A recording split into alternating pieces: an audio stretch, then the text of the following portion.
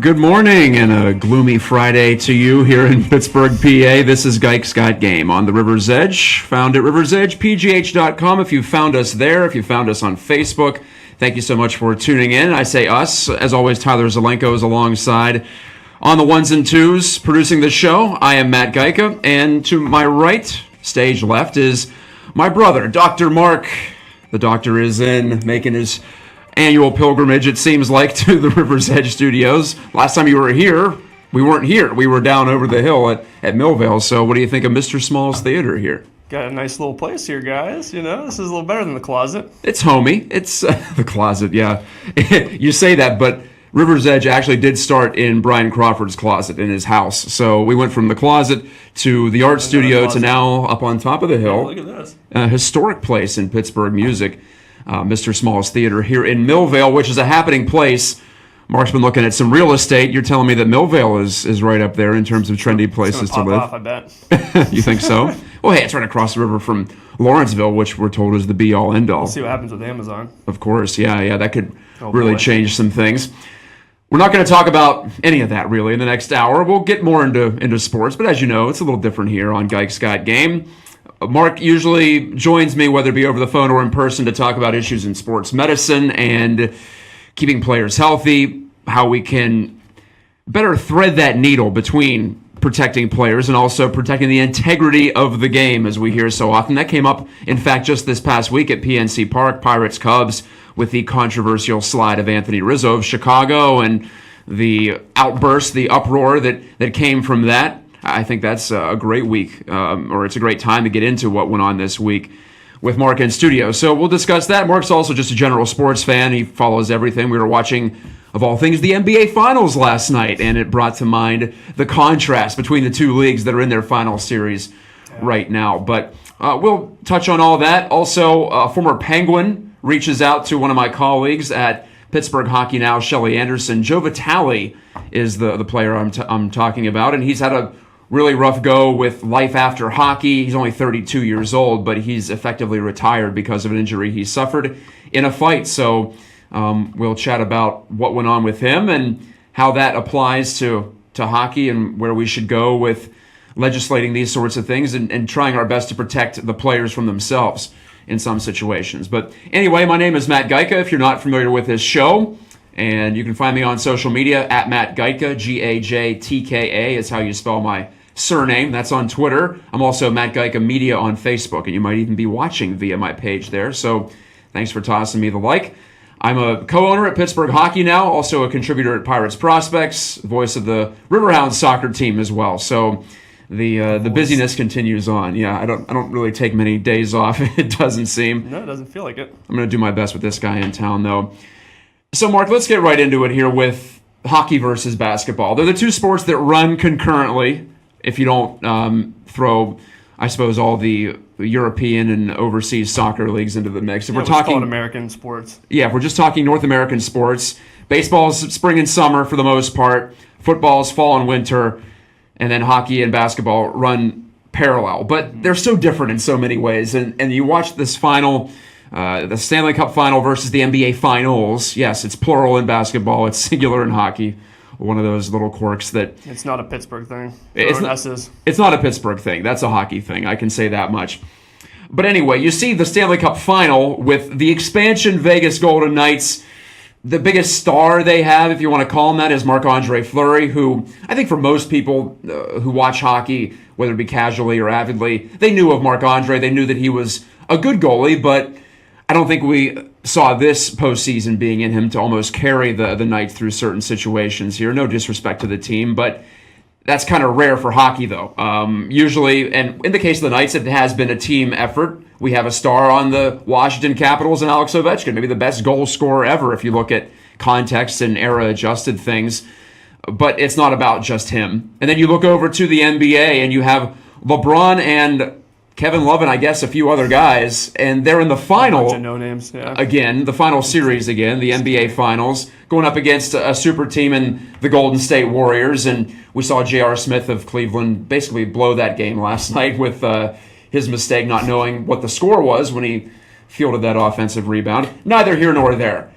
It wouldn't be possible in hockey for just one guy with all due respect to Kevin Love, but it wouldn't be possible in hockey with the way the sport is for just one guy to carry the team all the way to the final. And this year especially seems like it's just LeBron. I know. In past years, he's had Dwayne Wade alongside in Miami. And, well, 2 years ago, they won the championship, did Cleveland, with LeBron and Kevin Love and Kyrie Irving, who's also a star in his own right.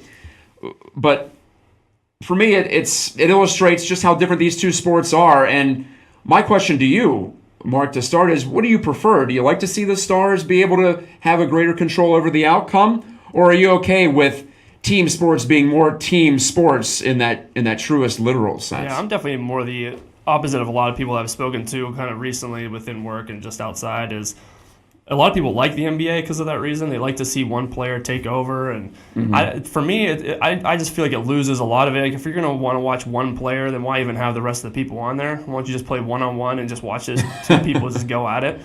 That's why I like hockey a little, more so than how the NBA is run in terms of sporting. Well, I even like college basketball more than professional because of that reason. There's a lot more twists and turns within the game because you're having 10 people deep that are actually being run for a lineup, and the stars are for the NBA are in a lot longer, so they can really take over a game. They're on court right. time. LeBron's playing 48 time minutes right now, which is every minute of the game if you're not an NBA fan. Yeah, so I prefer to see that there's going to be other people that can take over a game, and you never know who's going to be the hero night to night, as opposed to being able to predict that. That's just my preference, and so I really do prefer how hockey is as a game as opposed to the NBA and how it is currently. So. Well, you're a Penguins fan, so I think people around this area are a little different from regular hockey fans, if you want to put it that way, the generic hockey fan, because the Penguins have had the best player in hockey almost continuously since 1985. Right. Since I was born, the Penguins have had the best player in hockey outside of maybe, 2003-04, when Lemieux was on the downturn and Yager had gone on to Washington, and Crosby hadn't shown up yet. And Malkin was close to the top player, has been close to the top player too.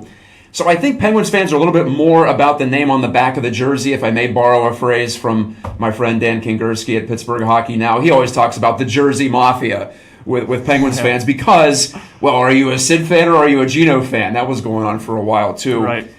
So it's a tough perhaps decision. What jersey are you going to get? Well, right. Do you sense that among your fellow Penguins fans that you're a little more star-oriented than even what a typical hockey fan might be? You're saying do you find that? Yeah, do you find that? I don't know necessarily if I personally feel that way. I think that's one of the reasons why I kind of like, again, hockey in general is, even though you have those guys, there's still their ice time isn't nearly as high as on court for an NBA if we're still comparing those two, And then, there's a lot of other players that take over games between the second and third lines, and it's not always about, is it Sid or Gino who's going to do it? There's heroes in all types of different aspects. Especially just going back historically, 2009, Max Talbot was the hero in Game 7. Yeah, that wouldn't happen in basketball. No. You wouldn't have George Hill scored 40 points for the Cavs if they won in Game 7. Right, that would not happen in a Game 7. He's not they're not getting the puck on anyone else's stick besides the big boys when it comes down to it. But you have more potential for the lesser known or the maybe not as big as stars that can take over games in hockey, and I like that. Mm-hmm. I have a theory on this with how media is now, with individual players able to share their personalities more easily on social media. I think we're all just more individual-oriented than we used to be. And it's also my contention that the sports that get the biggest ratings are the ones where you can say, well, there's the star, there's the guy to watch. And I hate to gender it, but I'm just talking about male professional sports here. Could apply to female sports too. But NFL, the quarterback is the boss, right? That's easy to understand for anybody who tunes in, who watches that, who follows that. I suppose, wide receiver, running back, those are your big players to worry about. Sure. In football, basketball, the stars, one or two on all the better teams I think that just makes it more the ones to relatable. look at. I think it makes it easier, more accessible. Right. You don't have to watch. I look at baseball's declining ratings, and I wonder, what's different here? Why isn't Mike Trout like the biggest thing in American sports? Because he might be the best baseball player ever when it's all said and done. Mm-hmm. But I don't think he has that same resonance because the sport itself is different. It's like hockey in that way. You can't.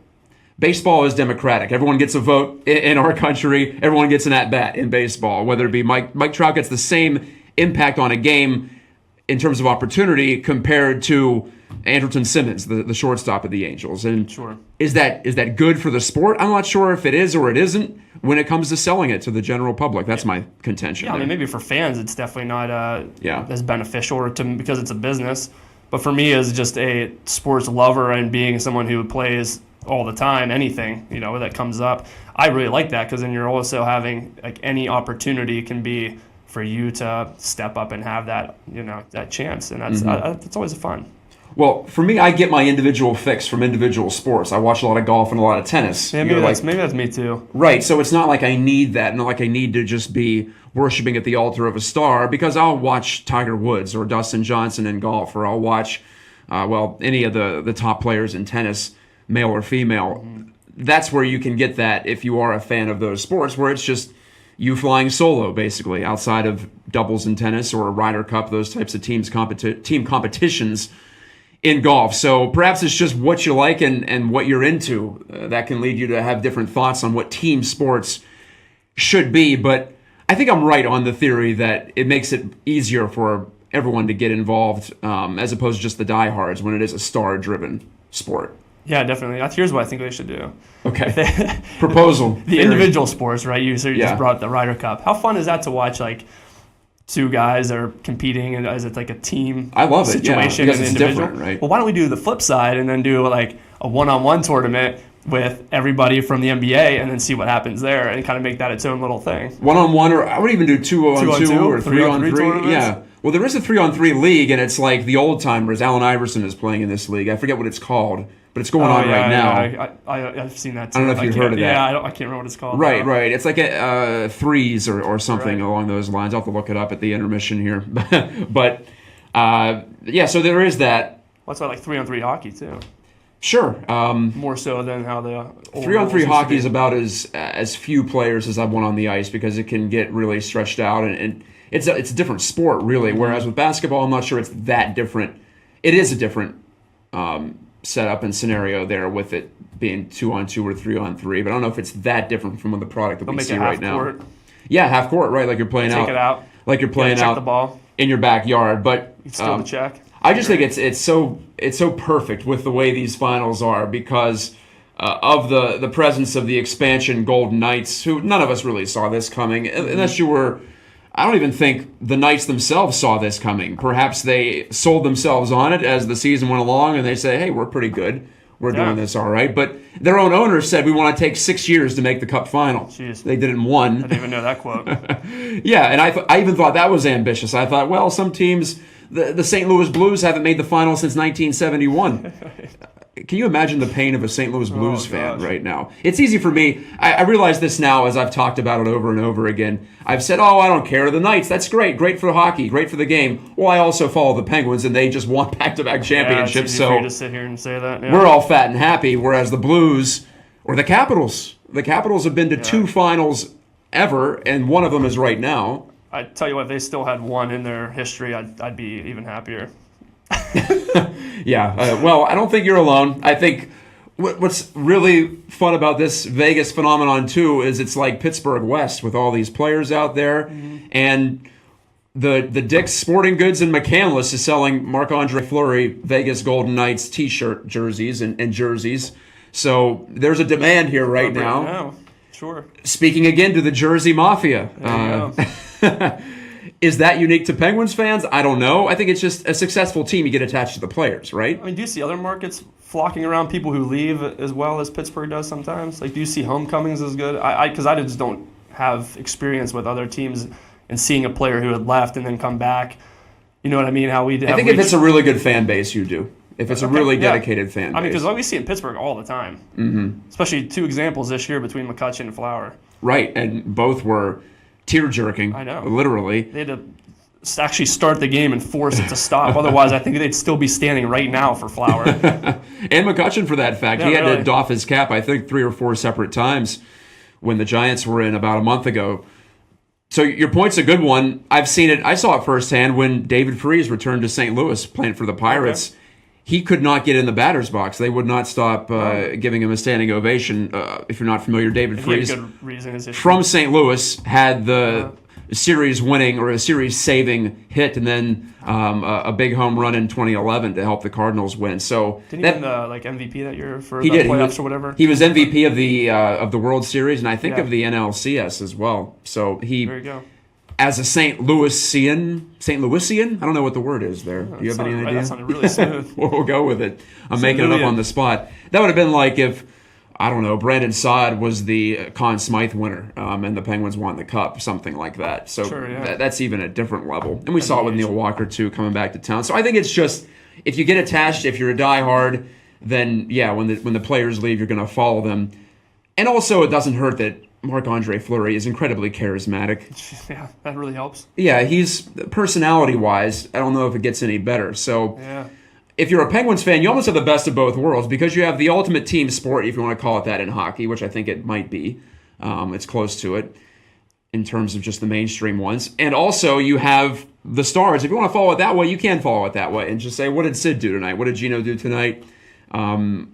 What did Fleury do for Vegas, if you want to carry it out to that natural conclusion. But there's a buffet here, is what I'm saying. You can choose different options within the same sport, and right now, with the two final series running concurrently, as they usually do, if you like star-driven stuff, you can go watch it over there on basketball, or if you like more of a team-oriented bent to your team sports, then you can watch hockey. Do you think the popularity follows to how so many people like fantasy sports? And how hockey to do fantasy is super frustrating. Right, hockey's tougher because there's more randomness baked into the sport, and there's not as much impact. But you know what? Fantasy baseball is popular too, and that's also difficult, I think, to project. Fantasy football is the most popular, of course. Easier, as you allude to. Same deal with. Do people play fantasy basketball? I guess they do. I'm sure they do. Yeah. I don't know if I'm just not a that's fantasy as big of a thing. person. I like real things. Right. No doubt fantasy has turned us toward the individual side of it a little bit more. Who's on my team? I don't play it. I don't play fantasy sports anymore. I just found myself losing interest. To feed into the Jersey Mafia we could have. Here's another what if. We're going to make it a hashtag, Jersey Mafia. Yeah, here we go. Instead of the actual fantasy sport you sit on your computer and pick teams, well, actually, everyone buys their own jersey and you go out and you have a flag football match. Or that would be the best. That's the real fantasy, That's the right? real fantasy. Yeah, that you could actually be as good. I am that person. Could actually be as good Put the as AB those jersey players. on, go out there. So, hey, there's a thought. You won't be anywhere close to him, but you could at least pretend. Yeah, why not? For the time being. Let's set it up. He's Dr. Mark Gajtka. We're going to actually tap into his expertise here in a second on sports medicine right there. and all of that. Not that you don't know sports, but we have you on here for a specific reason at times. Not that we couldn't just shoot the crap for an hour on this sort of thing. I'm Matt Gajtka. We'll be back, and we'll talk about MLB batters in danger because of trends in the game. We'll discuss whether NHL referees put the players in danger with their lax officiating in Game 1 of the Stanley Cup Final. I'm guessing we're all going to have some common ground on that one. And also, as I mentioned, Joe Vitale, a devastating injury that he suffered and the consequences thereafter. NHL decision makers were being deposed under deposition, being asked about whether they obstructed the realities that they knew about concussion. So that's all, of course, a relevant topic here, and it's in the news. So we'll get to that coming up next on Gajtka's Got Game on the River's Edge. Hey there, William John III here from Wake Up on Fire Productions.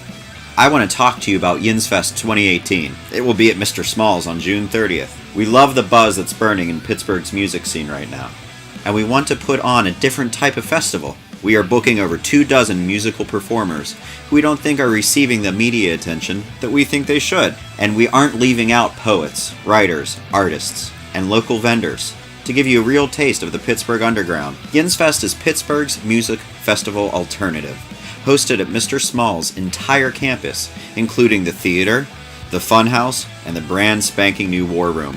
It's been exciting to watch Mr. Small's grow. It's been thrilling to witness the new talent in musicians, local businesses, and writers flourish. And we want to bring it all together.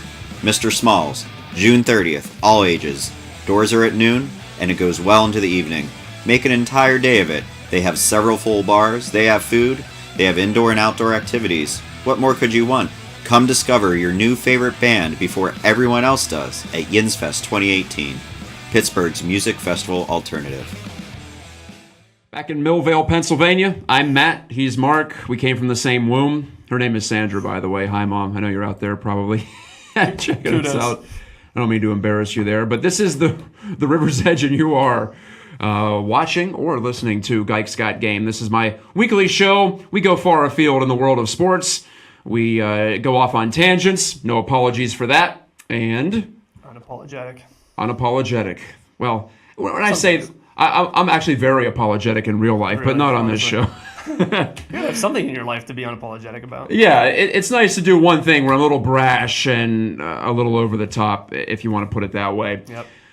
When we have you in, Mark, you are, well, I've called him Dr. Mark a couple of times. He's a doctor of physical therapy, a registered athletic trainer. So you've been around the sports medicine world for your entire professional career, going back before that in college down at Marshall, and then the University of Pittsburgh, where you picked up an extra little piece of paper that letters. Yeah, that talks about how great you are and how much you know. Pricey piece of paper. I don't know. The piece of paper. It's all important in today's world, and in some Taking fields. It to my grave. Thankfully, not mine. It's not that important. But when we bring you in, we do have to discuss these situations where health and sports intersect, and with sport being an athletic endeavor, it's all very natural. Of course, I want to start with a fluke thing. For the first time since April 20th, we hear from, I don't know if you saw this, but the White Sox pitcher, Danny Farquhar, suffered a brain aneurysm and a brain hemorrhage in the bullpen after he pitched. Has no recollection of that game, by the way, but apparently he vomited, passed out, was taken to the hospital. And a 31-year-old guy, and he finally spoke about it today on the Today Show and other outlets. For a 31-year-old guy, professional athlete, how rare is that? That's got to be right up there. Yeah, I mean, some of those things are not super common, obviously, if it does rupture like this with younger people. But, I mean, they are present, and there's a lot of times there's no signs of these things. I mean, very often there's no signs of these things until they happen. Yeah. The times you really hear about aneurysms are, especially within the aorta, which is the largest portion of the vessel that's coming out of the heart. Or an artery. So it is one of the ones that you maybe have heard of. They abbreviate it with AAA. And those you can have for a little while, but when they rupture, they're extremely dangerous. Obviously, like most people, there's a high mortality rate from that. But if they're caught early enough, there's things that they can do. So sometimes if you've heard that term before, that's where I think it's most common. But they do happen, in any vessel throughout the body. And they can, like what happened to this guy, they can rupture if the walls of the artery become thin enough, and then you have your bleed. So that's essentially same idea as a stroke. So are there any warning signs? Like, should any of us be worried about this sort of thing? This is very terrifying. Do not go to your doctor and ask if you have an aneurysm. No, I mean, there's within the brain, really, this is a little bit out of my realm because it's more on the medical side and vasculature side. So I can't really speak to if there's a ton of these, but usually they are silent, to the most degree. Sometimes if you know that you have one, you see them in the abdomen, you can almost see a little bit more of your heartbeat kind of coming out through that. Ugh. But you can have that without the aneurysm too. You can, very thin people, like if I lay down and allow my stomach to sink down, every once in a while I can see a little bit of a beat below my rib cage. So that's nothing to be worried about. If you can see your heartbeat, don't call 911. This is not medical advice, people. This is just a banter. I'm not that form of a medical profession to diagnose your aneurysm, so please do not comment on below. Well, I thought I'd bring that up. I know it's in the world of sports, but it's more of like, that's not really a sports-specific injury. I know that. That's just, it can happen. But I think what's important to kind of talk about is it can happen in healthy individuals too. Right, so it's not like you're exempt from anything like that. Yeah, and we see these random things, kind of throughout sports. I mean, we talked about Chris Letang prior episodes of these things when you have me on, and he had a stroke caused by the hole in the heart that he had, right? Yeah. I think he still has. Sometimes a common abnormality within children that you don't realize you have until your first sign is you throat clot, and it's interesting. But not going down that hole again, but we'll come back to the aneurysm side. I mean, these things can happen in younger people. I think what's most interesting about it is it happens whenever they're past a lot of these phases where they've been playing for a long time, and you would think if you're exerting your body that much and your blood pressure and heart rate's getting up that high. Yeah, that's my thought, right? Why didn't this all of happen a sudden before? now? And maybe because they're getting old. older, and there's not as much of resiliency within the vessels, and then that's why you maybe see it burst at this point when he's 31 as opposed to when he's 24, 25. So something to keep in mind, I guess. So that's in a way an unpreventable injury. That's something that's going to come up, and you have to deal with it. Yeah, what really pisses them early. There's things that they can do if they know. Right. What really pisses me off is when we have these opportunities to prevent injuries in sports, or at least reduce the probability that they will happen, and we don't do it. And I look at Game 1 of the Stanley Cup Final as a great example. Guys are getting slashed and cross-checked, and Tom Wilson ends up getting penalized for that interference blindside hit against Jonathan Marchessault, but not suspended. Nothing really happens. In fact, not even a power play goes to Vegas because the referees even it up. And then, of course, predictably, Mark, in Game 2, they call everything. Yeah. So it's the typical reactionary instead of proactive motivations and actions here. That's what upsets me. Do you get more upset about this as you progressed in this business? Do you feel like this bothers you more than maybe Joe fan out there? Yeah, probably. I think part of it is we always discuss just sport and medical, and you have to think. I think of what goes along with the medical side is in the ethics. That kind of comes along with this.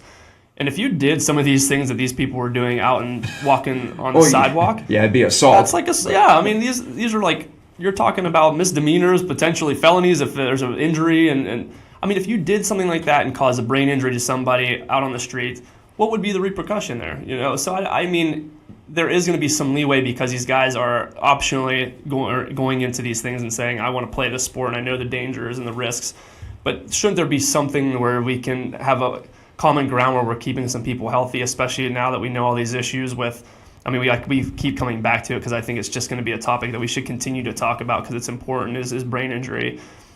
So, with all that we know about this stuff, there's got to be something that can be done and still maintain the integrity of the sport, and I think it can. Yeah, in that case, you and I are of a similar mind that the sport can still be very physical without necessarily being dangerous to whether it be the brain or any other part of the body that might lead to a degradation of quality of life down the line. And when you talk about integrity of the game, yeah, that's important, but it's not the most important thing. And I believe there's a disconnect with some people, maybe even some people in the games themselves. You put such an emphasis on that. Well, we can't change this. You hear it in baseball, and I wanted to get to this as well, with protecting the catchers with the Buster Posey rule, with the new slide rules at all the bases. Anthony Rizzo of the Cubs didn't think he did anything wrong to the Pirates' Elias Diaz this week. The Pirates, some of them thought it was okay. Some thought they should have retaliated against him. But again, that's where you try to thread that needle between altering the sport to the point that it becomes unrecognizable and it becomes a farce, and also protecting players. But it doesn't have to be an either-or proposition. It's just compromise, right? That's what it comes down to for me is compromise and realizing that, okay, we can give a little here, but we're going to get something back here that's a positive. Right. And maybe the positive isn't for the general population, but the positive that you have to think is just a humanitarian reason. Make sure that these people have a decent quality of life after they're done. Mm-hmm. They're not animals, they're human beings that are out there trying to play. Like this is what you forget. You forget that when people get hurt and you're rooting for the other team and you're applauding that a good player got hurt on the other side because you're like, oh, now we don't have to play them again. Yeah. Or we have to play him anymore.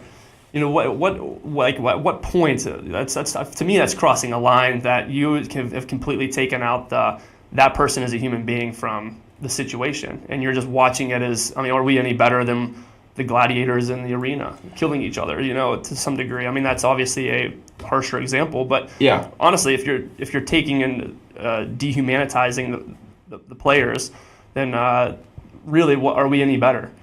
I don't know. I don't think we are, because we have much more knowledge than the ancient Romans did. Yeah. We know a lot more than we did 10 years ago, 20 years ago. I know that's become a cliche. We know a lot more about concussions is the one that we always hear about. But it's keep true. talking about it. It's true. I don't care if it's a cliche. I typically don't like to use them, but in this case, it's true. And we're just going to keep putting it out there and making everybody uncomfortable who doesn't like it. Let's do it. Well, along those lines of concussion, on Pittsburgh Hockey Now today, cheap plug, website I co-own with Dan Kingerski, our Shelley Anderson, one of our great reporters over there, longtime member of the Pittsburgh hockey media scene. She chatted with former Penguin Joe Vitale. You remember him, of course. Joe Vitale. And Joe Vitale. And his inability to get back on the ice, his struggles with life since you and I were just watching this clip. You can go to hockeyfights.com. Kevin Miller versus Joe Vitale from October 17th, 2015. Is that a website? Yeah, I know. Hockey Fight. They vote on who wins. It's ridiculous. Anyway, there may be somebody out there who like the site. People. Right, yeah. Oh, man, who landed the most bare-knuckle punches? Outrageous. But just the fact that Vitale felt like he had to fight Kevin Miller because of whatever in hockey culture compels these people. But do we just need to blanket ban fighting because of... Well, Joe Vitale gets punched in the eye socket. He still can't see properly out of his left eye. Mm-hmm. Had a severe concussion in a dark room for months and months. He's got kids. He has a wife. Do we have to protect these guys from themselves? I'll just put it that way. Yeah, I mean, that goes back to what the beginning of this conversation. I mean, if this was anywhere else but on the ice where everyone paid to go see this, what would happen to these people, right? I really think... I mean, we saw over and over again, too, they started to kind of lock down a little bit on the fighting situations and the refs jumping in, especially in playoffs. They are. I've noticed that. So it's almost like a soft push, but why don't we just ban it? What are we doing? Yeah, I really don't think it has to be in there because if the refs just kind of take hold, and this is where the responsibility for the leagues come into play with this injury prevention stuff. If they really cared about what these players were doing, they would try to worry about their safety a little bit more. And they have a huge responsibility that if they just stop those things, then he would not be having the problems that he's having today. And that's what you're trying to prevent. And then, we keep going back to where kind of this whole thing, I think, at least in my eyesight, was with was it Rick DiPietro whenever he broke his jaw with a goalie-to-goalie fight long ago. Brett Johnson of the Penguins did that. So that's really when it started with the goalies locking down. Like they were like, no goalies are going to be fighting each other, and then it slowly kind of seeped into okay, now players really haven't been doing it quite as often, and I think it adds a lot to the game because. Is that really a true policing? Like, doesn't that only add more aggression later on once you have a fight? Or if the referee got involved, then you can make a common enemy. Like, oh, they stopped that really quickly, and then you're not really angry at the other player anymore. Right. Let the officials be the bad guys. They're used to it, right? Yeah. That's why they're there. they're stripes, often, the zebras. Yeah, we all hate them, right? Actually, I don't hate you, referees. I've been one of you at times, soccer and basketball at least. So I do relate to that. Parents. I do relate to that. Giving some yellow cards. I understand what you're going through, but that's part of the job description. So yeah, that's a good point. Good point by you on that side of it. Let's steer it back to baseball too. I hate to jump all over the place, but that's the way my mind works sometimes. Let's do it. If you've been watching Major League Baseball this season, you've seen a lot more players. I don't know if you've noticed this or not, but you've seen a lot more players wearing what's called the C flap that protects the jaw. If you're a right-handed hitter, you're leaning in, and the extension of the batting helmet will go in front of your jaw there. Giancarlo Stanton popularized it a few years ago. Remember, he got clocked in the face by that pitch from Mike Fiers of the Brewers, a sickening scene at Miller Park. Just blood all over the diamond and his teeth lying on the ground. Not to make it too graphic for you, but you have to face these realities, right? Yeah. I think as one portrayal described it, his teeth swimming in a pool of blood. That's always a good image, right? Wow, okay. That's painting the picture for you. Yeah. That's what we do in this business, right? But that's the reality that led Stanton to wear a prototype of what is now a standardized thing across baseball. Several Pirates wear it, and it seems to be more of a younger player thing where they're coming up used to it. The Brewers, in fact, make all their minor leaguers wear it because Craig Counsell, their current manager, was hit in the face by a pitch 20 years ago, and he doesn't want that to happen to anybody. There are some concerns about vision and that perhaps affecting your ability to react quickly, but most players have said they actually like it because it helps them hone in on the pitch. Yeah, it's almost like you block out all the a horse wearing blinders. That's what they compared it to. Yeah. So do you see that as a step forward? Because for me, when you talk about increased protection for players and equipment that protects, there's always going to be a stigma, right, attached to that. Yeah, sure. And Calling them I want to be tough. I want to be manly. I want to go out there and not have all this protection on. I want to just go out there with me and myself, and that's it. But it's encouraging for me, and I'm sure it is for you too, with being in the business, to see this pick up and become popular. And like I think you bring up a good point with starting it younger too, and then it just becomes part of the game, and you can integrate it much easier. Same thing with the visor in hockey. Came up with the younger guys, and then they made it mandatory. Grandfathered in, Now you can't enter the league without a visor. Yeah, I really like it though. I mean, because especially what we know, I think whenever it follows a very logical step, and you're not just putting equipment on just to put equipment on, and you know what we know about baseball with reaction time and how they can't even really react. They have to essentially predict, and the eye can't even see a pitch coming in at a certain mile per hour. Why would you not want something that's going to protect you? You can't even react against that. Your reaction time's too slow. I mean, even these professional guys who have even higher reaction speed than the normal human, they still can't get out of the way technically unless whenever people think, oh, they really got out of the way of that one. Well, they predicted and they saw the ball coming out of the hand, and their previous experience with it has taught them, okay, this is coming at me, so I need to move even before really the ball is released from the pitcher's hand. That's a great point. They're bringing in this information subconsciously and not really thinking about that, So if they can't even really react because something's coming at them, why would you not want to have that extra protection? So well, as Stanton it makes sense. We're following science. Yeah, as Stanton put it, your face isn't fast enough to get out of the way. Science. This is Giancarlo Stanton's version of science, but he said your hands are fast enough to react, but your head is not to move out of the way. You're moving out of the way. Right. And you bring up a good point about. I've heard a lot this year spoken about 95 miles per hour being the point where you almost have to guess, but your body, your mind, in tandem, you're already guessing, so to speak. You're projecting patterns based on release point, based on what a pitcher has thrown in the past, what you've seen on video, what you've seen previously in that at-bat or in that game or in your career. So it's not pure reaction time. Reaction time is actually overrated in this case. Yeah, absolutely. And then, I mean, that's the same thing. That's why some of the pitchers that hide the ball until right at release are really hard to hit. Yeah, they could throw 89, but it looks like 99 because you can't see it. Yeah, because you can't see what's coming at you initially, and you can't use your context clues that your brain is bringing in that information even before the pitch gets there, or even before it's released. So, I mean, we do put a lot of emphasis on this reaction time, but again, I think you have to look at if it lines up correctly with, and not just throwing random pieces of equipment on people or making rules just to make rules. I think if it follows a logical progression, which this obviously does, yeah, why not? I mean, especially if it's keeping people safe and you're not shattering their face.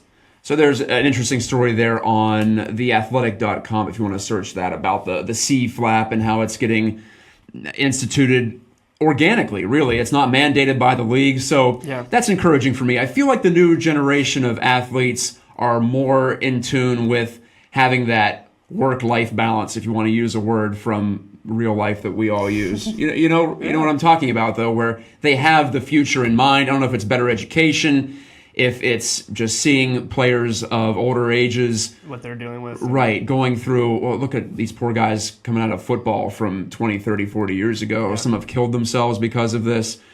As we all know, if we follow this stuff in the news from the movie Concussion, filmed here in Pittsburgh, it's an epidemic. So we can't go back and fix this old stuff, but we can at least try to correct the future. And that's what progress is all about. Right. Yeah, I mean, instituting some change, it has to be fluid because problems are going to be coming up, within as humans evolve and as we go through things. I mean, you have to be fluid with it. You can't just say, this is now our perfect product and we're never going to change. That doesn't exist. Mm-hmm. And especially within something like this, with the business of sports, you always have to be thinking, what's our next thing that we need to tackle? What's the next issue now here? And a lot of it too isn't just like safety, but what do the players care about, and can we align our ideals and goals with theirs too? I think that's an important component of it too. It's not always about what you want; it's about what the players want, or it's about that's what we think within healthcare is a very important component to what you look at. Like, I might want this person to be doing A, B, and C before they so they can do whatever they wanted to do. They want to get back to running, right? And I know they have to do A, B, and C, but if they don't want to do A, B, and C, or if I didn't teach them well enough that this is important to do A, B, and C to get to Z, running, then we haven't done our job. And sometimes they're like, I don't really care about these other things that you're doing. Here's what I care about. And ultimately, that's why those people were there. And same thing with here. That ultimately, these are what these people care about. So you have to align your goals and ideals with what they want too. Which outcome do you want, and then how do we get to that outcome? You can reverse engineer it in that way. And we may zigzag on the path, but ideally we're moving forward in the average. It's the idea, right? In the aggregate, right? And we're not saying all progress is perfect. We're not saying necessarily what we do now as compared to 1988, 30 years ago, is better. Right. But at least we're better informed. That's the idea. That's just the principles of rationality. And I feel like sometimes in today's age we get all down on modern whatever. But we need to keep in mind that it's better to be alive in 2018 than it has been at any point, literally, in the history of humanity. Yeah. I don't think that's disputable. Do you? We don't deal with smallpox anymore. Yeah, right. Get vaccine. Polio.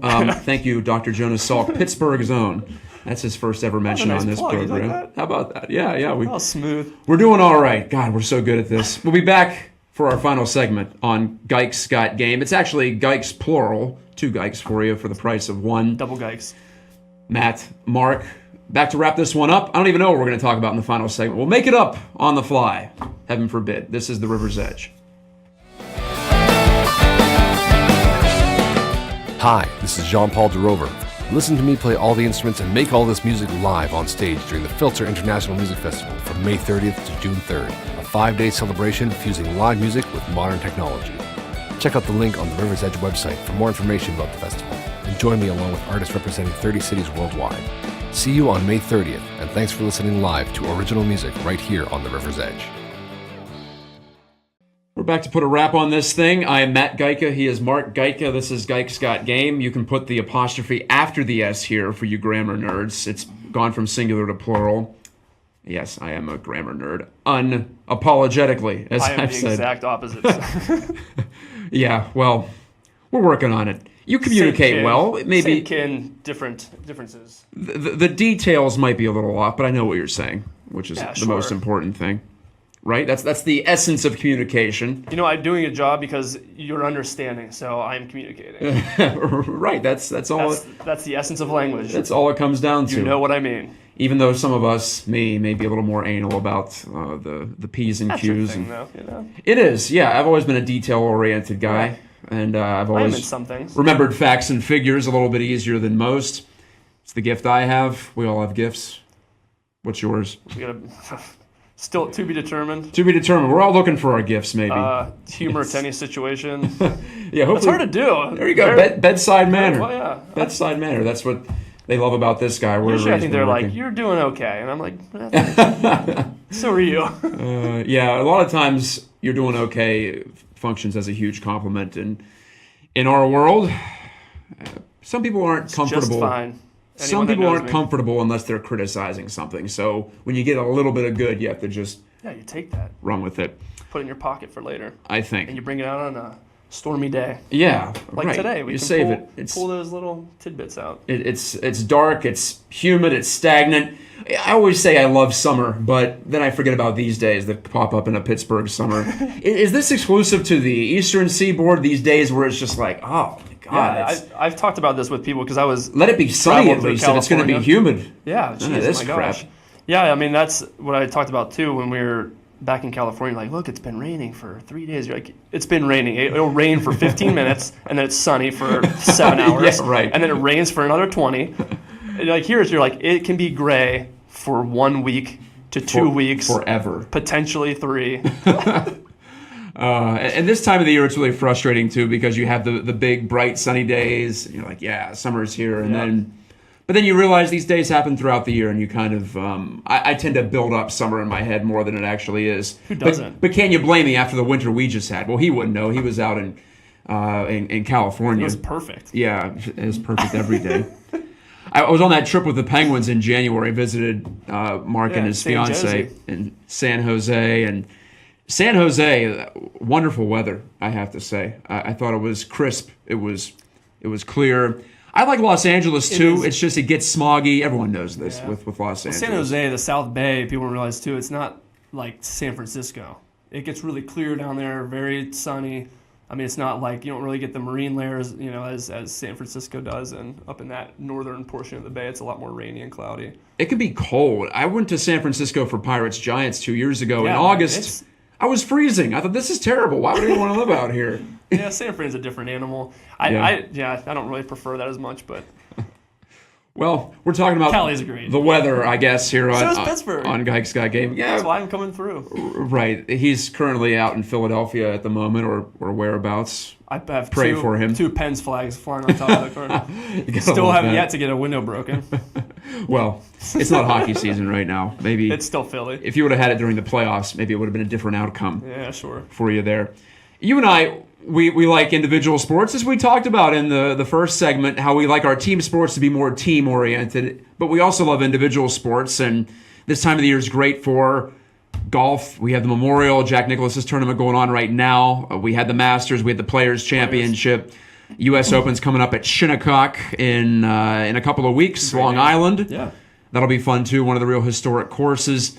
And then the French Open has begun in tennis, too, so this is the time of the year where, you might say after the NBA and NHL is over with, it's just baseball, but it's really not if you follow these games. Yeah. For us, this is bread and butter of the individual sports. Yeah, this is the time of the year. But I have to say, Mark, I'm not a French Open fan. I just don't like the way tennis plays out on the clay. You have traditionally liked it, though. I really like the clay, and I like playing on clay too. I think it's a whole. That's rare to find. It's a whole different game, and I like the ability to slide into shots and a little more finesse, and I mean, naturally, I just was more of a spin type of person anyway, as opposed to hitting flat, so it really eats it up nicely and does some weird stuff to the ball. I think it's a lot of fun. This guy puts a lot of topspin on his shots in case... Wicked Western. If you do play. But you're more of a power guy, so I didn't think you would like... I can flatten it out because I'm taller, so it helps. Power and spin, like Rafa Nadal. You were just saying you don't want Rafa Nadal to win for what would be the 20th time at the French Open. Yeah, jeez. Well, that's... It's incredible. An idiosyncrasy about tennis, too, is the surfaces can have such an influence. And a player like Nadal, I don't know where to put him sometimes in the all-time list because he has a winning record against Roger Federer, who I think we all could probably agree is the best all-around player of all time, if not the best player of all time. Anyone who has watched him play, he wins everything. I mean, he has the numbers, plus he's the eye test. I mean, when you watch him move around the court, it's flawless, effortless. Well, he's won on all surfaces. Nadal has the majority of his majors on clay, but they all count. It's all the same. He still has to beat the best players in the world. Yeah, really. Yep. I don't know if you put an unofficial asterisk next to that or not, but Nadal's been at it for a while.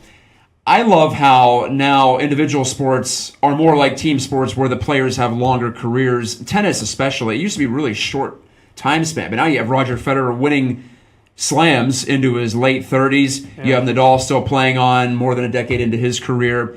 It used to be like Pete Sampras retired, I think, at 31 or somewhere in that range. Agassi was 33, and it felt like he was over the hill. I'm 33. I'm not. He felt like he was in his 50s. He was 33 when he retired. That was it. Yeah. My gosh. So it accelerates. Maybe you just see these guys and gals so much.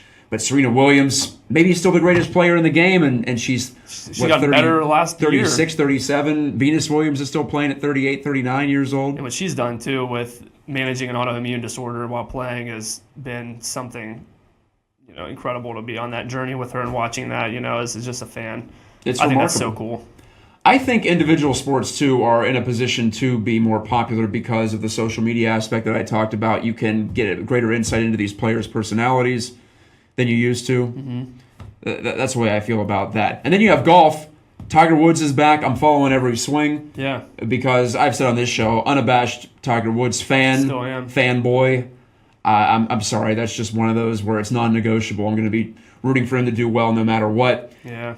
That's been really cool to see. Well, you talk about long careers. Now you have the younger generation, which came up following Tiger Woods. You don't see this in regular sports, other sports typically, because careers are shorter. But in golf, you can play into your 40s at a pretty high level, as we see Tiger do now. Yeah. Looking pretty spry at 42 or 43, whatever he is.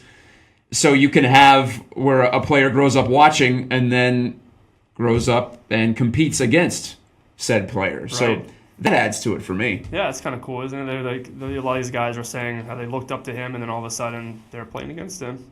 It'd be like me or you playing against him, wow. right? At this point, because we were influenced by him to play the sport and he gets to hang around and actually gets to compete.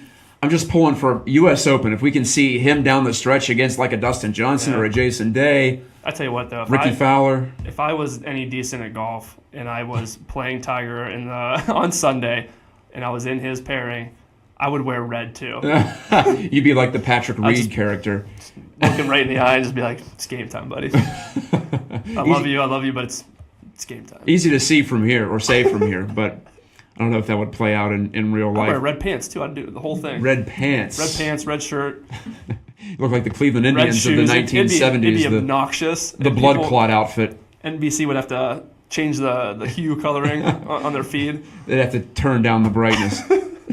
Please adjust your sets. Do they still? Do that? Is that a thing? Are we still calling them sets? Yeah, hue. Right. Remember on the old televisions used to have all the hue and the contrast, and you'd fiddle around with it. So people who are 10 years younger than us, do you know what the word hue means? Don't know what we're talking about. Hugh. It's not just a man's name. It's actually they probably don't know that either. That's color. An order name too. Maybe not. Hugh Jackson is coming back? He's the coach of the Browns. So if Huey? you're a football fan, Baby Huey, is that coming back around? We're totally going off track here. Baby Huey. I don't know. Do you have anything else you want to talk about before we sign off? We're past the top of the hour, so we've done good work here. We've done enough damage. Thank you so much for joining us. Hopefully it was the hour passes quickly when I'm with my one and only brother, Mark. He's all I got, so I have to like him. It's what it comes down to. No choice. I have no choice. I remind him most days. I send a text every morning. You don't have a choice. I do have a choice to bring him into studio, though. So yeah, he really does. Thanks to him. Thanks to you for being privy to this meeting of the minds. Thanks to Tyler Zelenko. Yeah. Heard him chuckling back there, so at least he's enjoying himself. Yeah, sure. Burgettstown's own Tyler Zelenko. We'll be out there tonight. Dave Matthews Band. We're turning the clock back. We're hoping there's no lightning but some rain. Just I don't want to see anything get struck. Yeah, we don't want to have any of that happen out at what it's now called Key Bank Pavilion. We'll have to talk music at some point. Yeah. Anyway, next time. It's been great speaking with you. This is Matt reminding you that when the radio fades, you know life's moving fast. That's a Clark's lyric, by the way. Speaking of music, talk to you next week on The River's Edge.